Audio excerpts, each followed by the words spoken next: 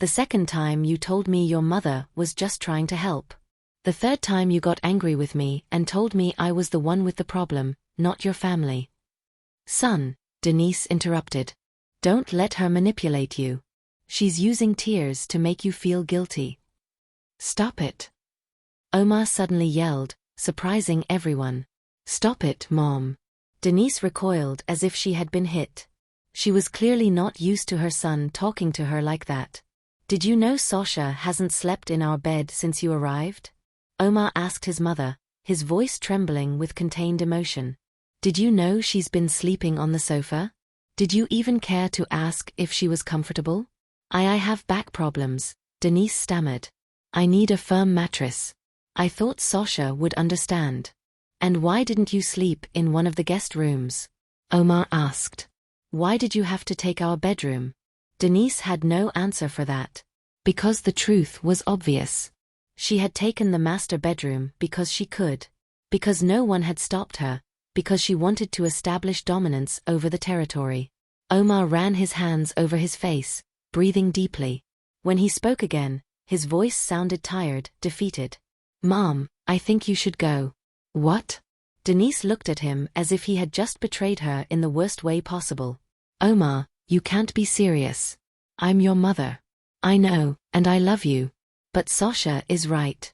You've taken advantage of her kindness, and I allowed it because I didn't want to see what was happening. Omar, please. Denise's voice was now pure pleading. Don't do this. Don't make me feel like I'm a bad person. I just wanted to spend time with my family. You could spend time with us without moving in, Omar said firmly. You could visit on weekends. We could go out to eat together. But this, he pointed to the suitcases, the mess, the tension in the air. This is not a visit.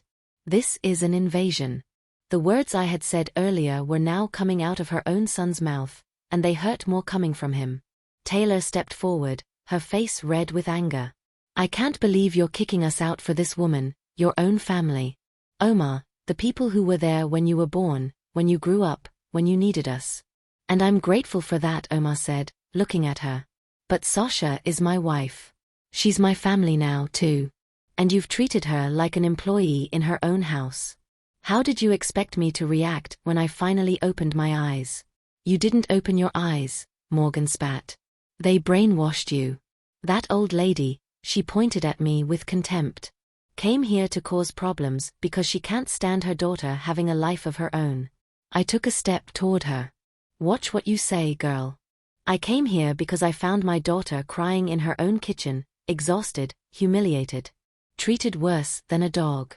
And if that sounds like causing trouble to you, then you have no idea what family means. Vivian is right. A voice we hadn't expected to hear said. Omar's father, who had been quiet all this time, finally spoke. Denise, what we did is wrong. I knew it from the start, but I didn't say anything because I never say anything. But this time, I can't stay quiet. Denise turned to her husband with an expression of shock. You too, my own husband is going to side against me. I'm not against you, he said in a tired voice. I'm against what we did. We took advantage of Sasha's kindness. I watched her work like a slave these past few days and did nothing to stop it, and I'm ashamed of that. There was a moment of absolute silence. Denise looked at her husband as if she didn't recognize him. Her children looked at her, expecting her to say something, to defend them, to somehow shift the blame onto everyone else. But for the first time, Denise was speechless. Her arsenal of manipulation, her guilt tactics, her victim strategies, all had failed. She was being confronted not just by strangers, but by her own son and her own husband. Finish packing, Omar finally said. His voice was firm despite the visible pain in his eyes. You can stay in my old apartment. I still have the keys. It's downtown. It has 2 bedrooms. It's not big, but it's enough until you find another place. I'm not going anywhere, Denise said, straightening her back, trying to regain some dignity. If we leave, you come with us, Omar. That is the only option. I looked at Omar waiting. This was the moment of truth. The moment he would really have to choose between his mother's manipulation and respect for his wife. Omar looked at his mother, then at Sasha, who was standing next to me with tears streaming down her cheeks, but with her head held high. I could see the internal battle on his face. Years of conditioning versus what he knew was right.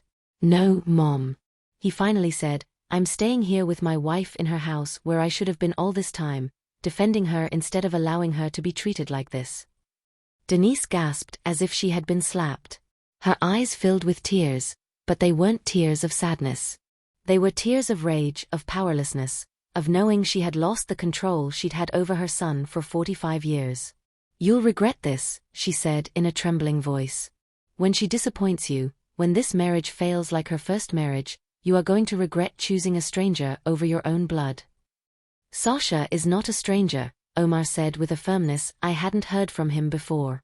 "She is my wife, and if this marriage fails, it will be because I didn't protect her when I should have, not because she wasn't worth it."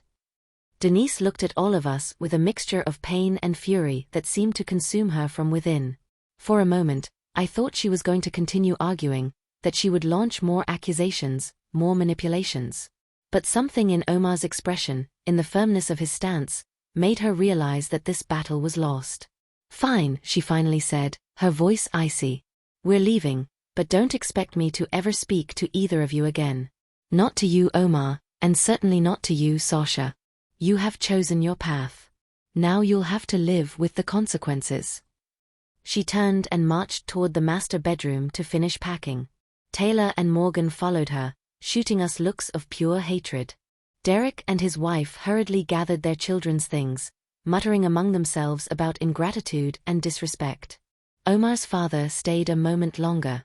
He walked over to Sasha and put a hand on her shoulder. "I'm sorry," he said simply. "I should have said something sooner. I should have defended you." Sasha nodded, unable to speak through the tears that were now falling freely. He nodded back and went out to help load the suitcases into the car.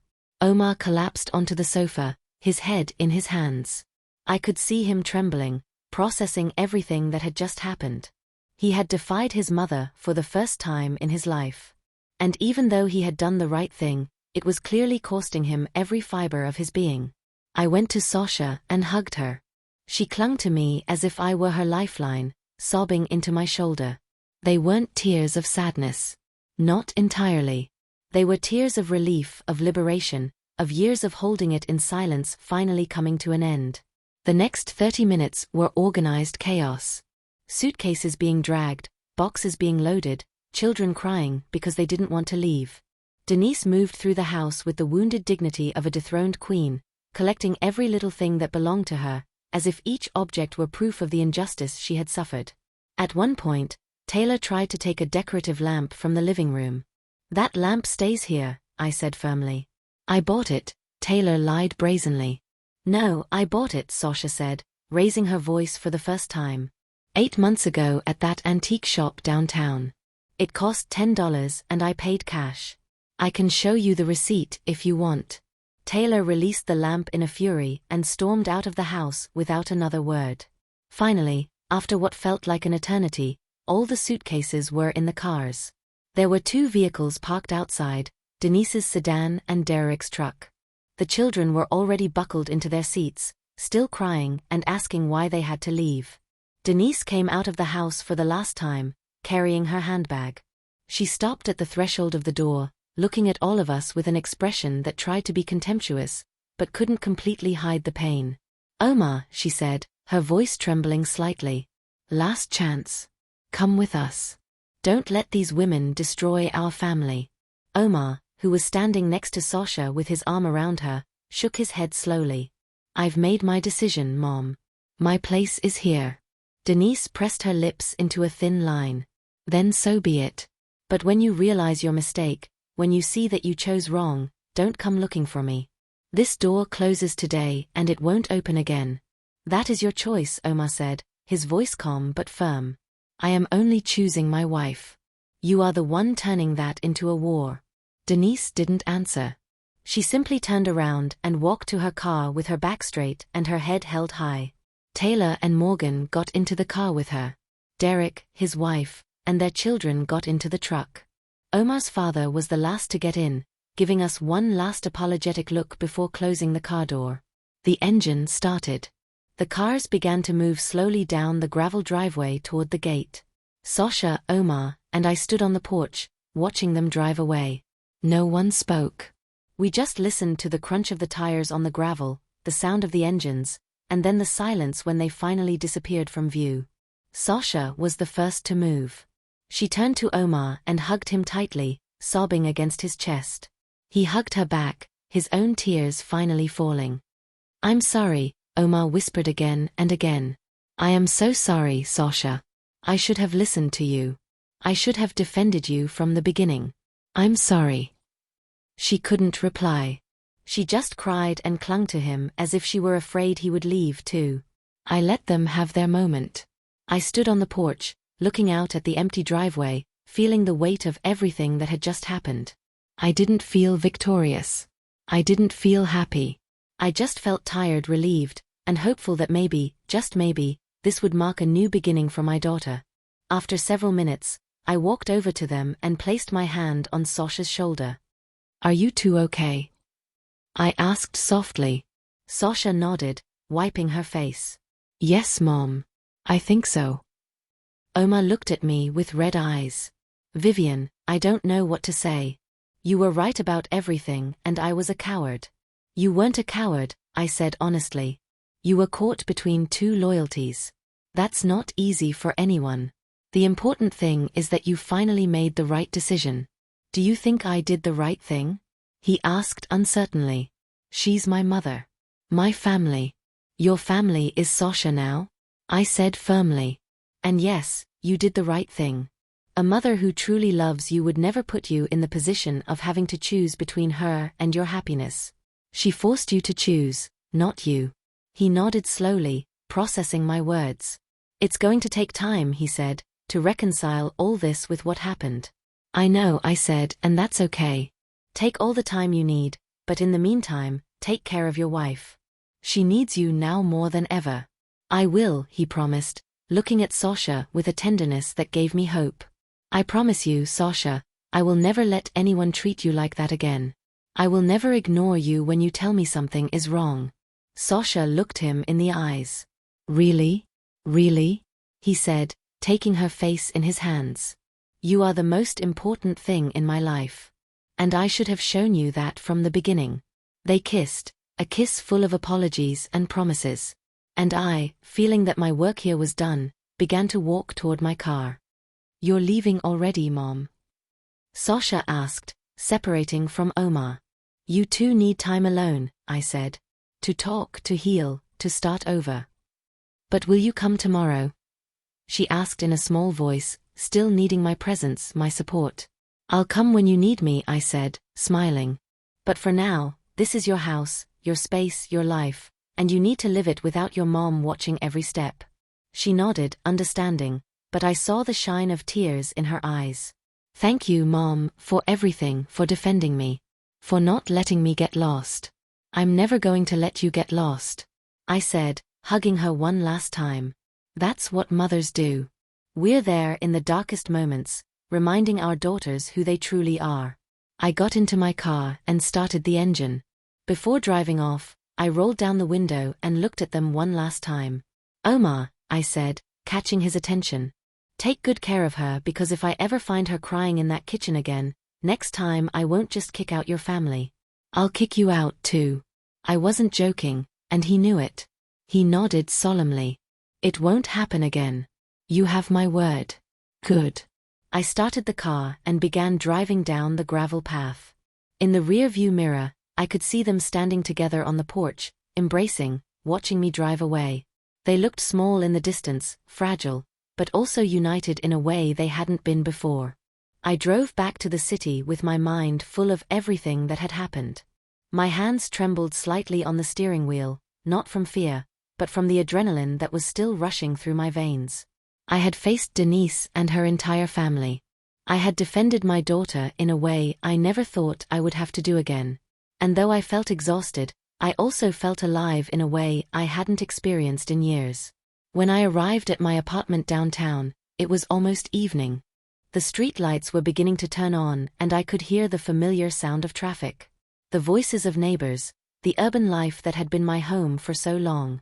I made myself a cup of chamomile tea and sat down in my favorite armchair, the one I had bought 20 years ago, which knew every curve of my tired body. My phone rang. It was Sasha. Mom. Her voice sounded different, lighter, freer. You made it home safely. Yes, my love. I'm home having tea. Omar and I have been talking, she said. Really talking for the first time in weeks. He apologized for everything, for not listening to me, for not defending me, for letting his family treat me like that. And what did you tell him? I told him I forgave him, but that things had to change. That if we were going to stay together, I needed to know he would be on my side when it mattered. That I couldn't feel alone in my own marriage again. And what did he say? He cried, Mom. He really cried. He said he was ashamed of himself, of how he let things go so far, that he had been so programmed to obey his mother, that he didn't realize he was betraying his wife in the process. I felt my chest ease a little. Maybe Omar really had learned something from all this. Maybe this marriage had a chance after all. I'm glad, my love. Truly, we're going to clean the house together, Sasha continued. The whole house. Change the sheets, wash everything they touched, reorganize the spaces.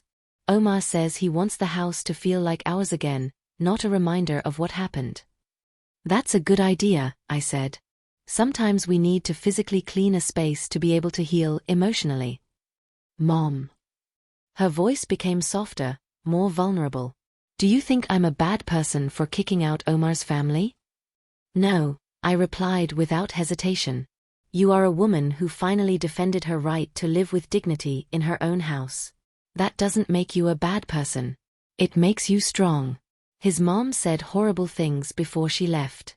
She said I had destroyed their family, that I was manipulative, that Omar was going to regret choosing me. Those are the words of a woman who lost control, I said firmly. They have nothing to do with you and everything to do with her. Denise is used to manipulating her son to having power over him. When you and I confronted her, that power disappeared, and that terrifies her. Do you think Omar can forgive me someday? I mean, if his relationship with his mother is ruined because of this. Sasha, I interrupted her. Listen to me carefully. You didn't ruin anything. Denise ruined her own relationship with her son by putting him in an impossible position. A good mother wants to see her son happy, even if that means taking a step back. She didn't do that. She chose control over love. Those are the consequences of her own actions, not yours. I heard her breathe on the other end of the line, processing my words. Thank you, Mom, for coming today. For not leaving me alone. I'll never leave you alone. I promised. But now I need you to be strong, to stand firm on your boundaries because Denise will try to come back. She will call Omar. She will play the victim. She will try to manipulate him into feeling guilty. And when that happens, you two need to be united. We will be, Sasha said with a determination that filled me with pride. Omar promised me he won't let his mother manipulate him again. He says he's going to set clear boundaries. They can see each other but in neutral places and for short periods. Never living with us again. Never surprise invasions again. That sounds fair. I said Omar has the right to have a relationship with his mother if he wants, but that relationship cannot come at the expense of your peace of mind. We talked for almost another hour. She told me how they had found things hidden all over the house. Belongings of the Hayes family they had intentionally left behind to have an excuse to return. A scarf of Denise's in the closet. The children's toys under the sofa. Taylor's toothbrush still in the bathroom. I'm going to pack everything up and send it to them. Sasha said, I don't want anything of theirs here. When we finally hung up, I sat in my armchair for a long time looking out at the city lights. I thought about my own mother, who had died 30 years ago. I wondered if she would have been proud of what I did today, how I defended my daughter. I think she would. I think she would understand that sometimes love means being fierce. It means facing dragons. It means saying no when everyone expects you to say yes. The following days were quiet. Sasha called me every night to tell me how things were going. She and Omar were working on their marriage, really talking for the first time about expectations, boundaries, family. They were going to couples therapy, something Sasha had suggested, and Omar had accepted without resistance. The therapist says Omar has what they call an inchment with his mother. Sasha explained to me in one of our calls that he never developed healthy boundaries between her and him, which is why it's so hard for him to tell her no. And what does Omar say about that? He says it makes sense that he always felt he had to please his mother to be a good son. That the idea of disappointing her terrified him more than anything else. At least he's recognizing it. I said that's the first step. 1 week after the incident, Denise started calling. First, she called Omar directly, but he didn't answer. Then she started sending him text messages, each one more manipulative than the last. Sasha read some of them to me. Your father has heart problems because of you. I can't sleep thinking about how my own son betrayed me. I hope you're happy knowing you destroyed your mother. How is Omar responding? I asked. He's not responding, Sasha said with satisfaction. The therapist told him not to respond to the manipulation, to only reply when she could talk without trying to make him feel guilty. So far, she hasn't been able to. Good, I said. Maintaining boundaries is the hardest part, especially at the beginning, but it gets easier with time. 2 weeks later, I received my own call from Denise. It was late at night, almost 10 o'clock. Vivian? Her voice sounded different, softer, more vulnerable. I need to talk to you.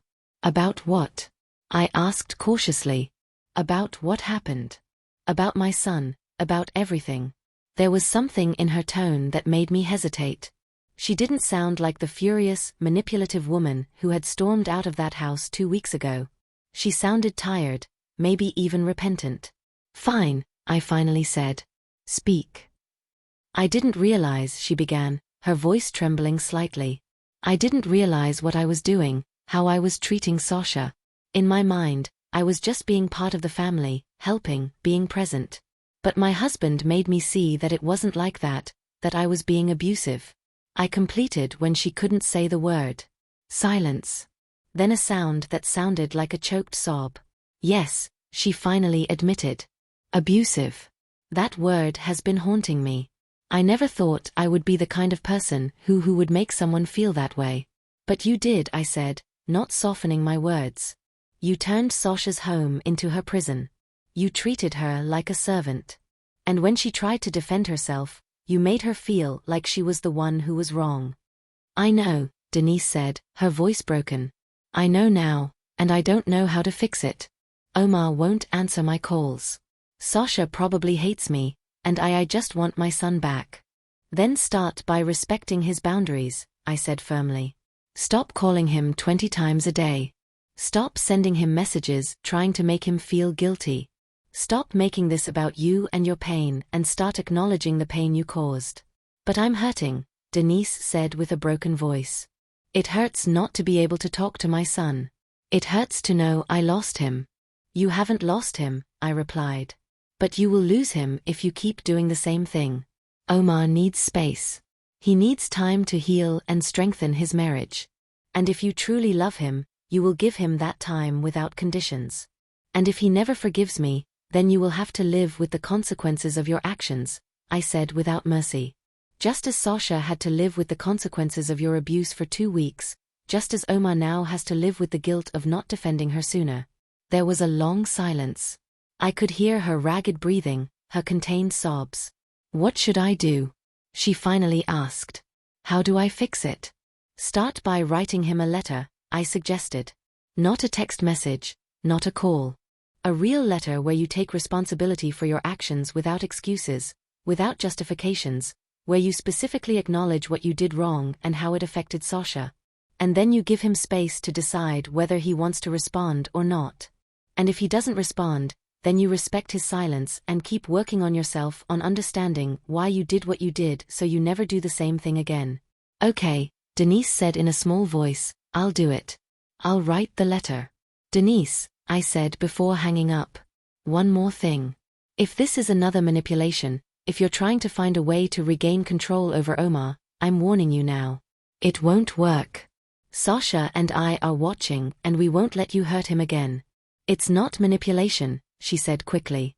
I promise you I just want my son back, and if that means changing, then I'll change. I hung up the phone, unsure whether to believe her or not. Time would tell. Manipulators can fake repentance, but they can't sustain it for long. Eventually, their true colors reappear. 1 month after the whole incident, Sasha invited me to the property for lunch. When I arrived, I almost didn't recognize the place. They had planted new flowers in the garden. The walls were freshly painted, a soft yellow. There were new curtains on the windows, a new table in the dining room, and the entire house smelled clean and like a new beginning. "Do you like it?" Sasha asked with a radiant smile I hadn't seen on her face in months. "Omar and I have been renovating every corner. We wanted it to feel like a new place free of memories of what happened." "It's beautiful," I said honestly. "It feels like a real home." Omar came out of the kitchen with a tray of lemonade. He looked different, too, more relaxed, more present. He greeted me with a sincere hug. "Vivian, thanks for coming. Sasha was excited to show you everything."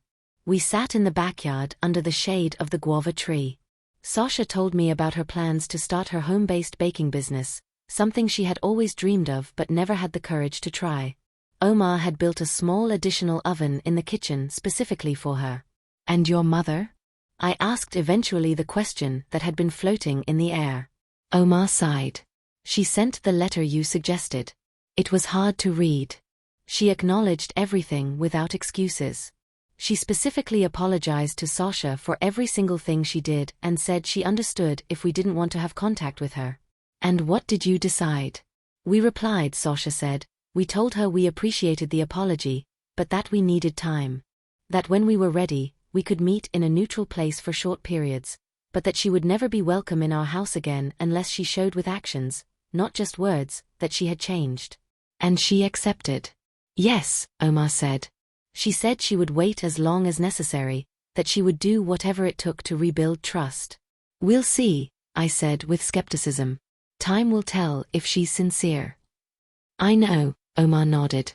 "That's why we're in no hurry. Sasha is my priority now.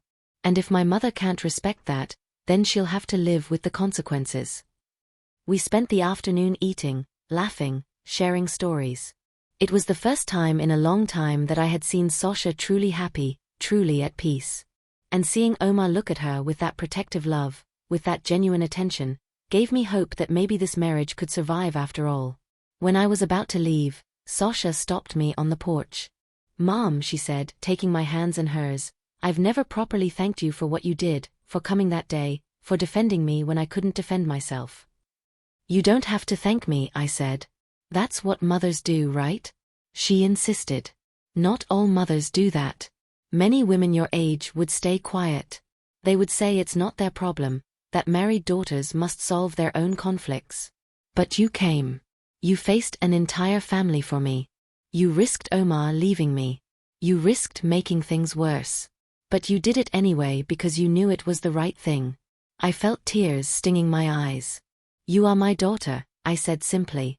"And no one, absolutely no one, has the right to treat you the way they treated you. If I hadn't intervened, if I had let you continue in that situation, I never would have forgiven myself." We hugged tightly.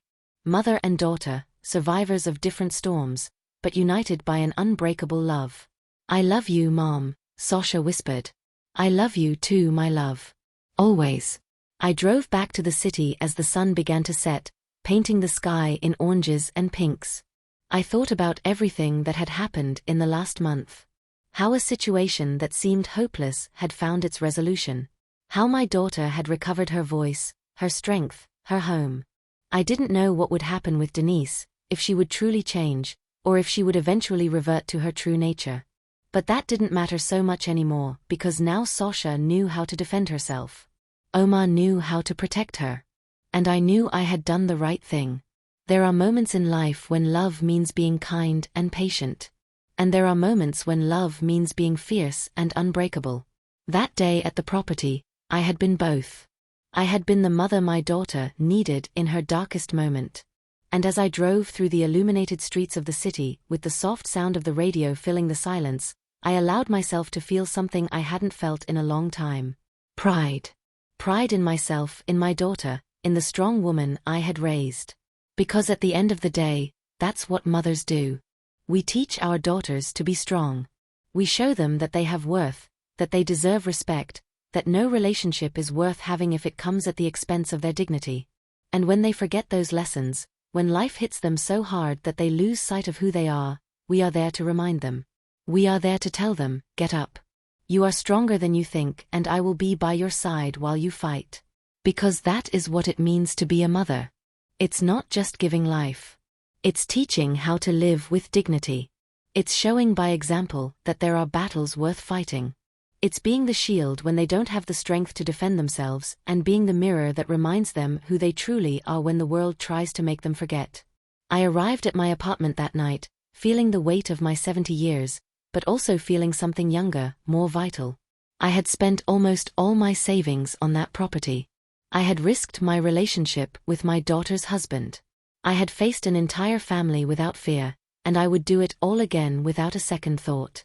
Because that house, that acreage I bought with the money from a lifetime of work, was not just a property. It was a symbol of independence, of security, of a woman's ability to have something no one can take from her. And when that security was threatened, when that refuge turned into a prison, I did what any mother would do for her daughter. I gave her back her home. I gave her back her voice. I gave her back her life. And in the process, I taught her the most important lesson of all. That no matter your age, no matter how many times you have fallen, you always have the right and the power to get up and say no more. That night, before going to sleep, I received one last message from Sasha. It was a photo of her and Omar in the backyard embracing, genuinely smiling. And below the photo, just 3 words. Thank you for everything. I smiled, put away the phone, and closed my eyes, knowing that my daughter was finally okay, that her house was truly hers, that her life belonged to her, and that if she ever needed me again, I would be there in 5 minutes, ready to fight again. Because that's what mothers do. We don't give up. We don't back down. And we never ever let anyone hurt our daughters without consequences. Never. Did you like my story? And which city are you listening from? Let's meet in the comments. If you like the story, you can support me by sharing my video so I can keep bringing more stories like this. Thank you so much for your sweet support. I'm looking forward to your comments on the story. On the screen, you can see 2 new life stories that I highly recommend. There's so much more on my channel. Don't forget to subscribe. See you in the next life story. With love and respect.